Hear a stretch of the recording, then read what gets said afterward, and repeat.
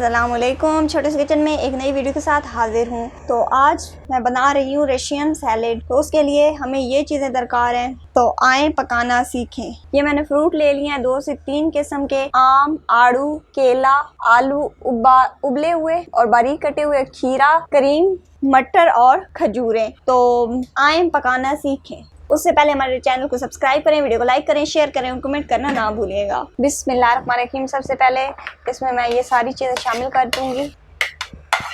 ये सारी चीज़ें एक ही साइज़ की काटनी है।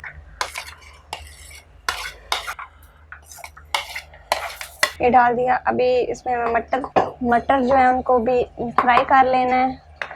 ये थोड़े से डालने हैं और थोड़ी सी इसमें खजूर मिक्स कर लेंगे। इसमें चीनी डाल दूंगी, बहुत ज़्यादा नहीं डालूंगी, थोड़ी सी चीनी, थोड़ा सा नमक, 1 चुटकी। और अब मैं इसमें ये सारी करीम शामिल कर देती हूँ। अभी इसे मिक्स कर लेंगे। बिस्मिल्लाहिर्रहमानिर्रहीम। इसे मिक्स कर लेंगे।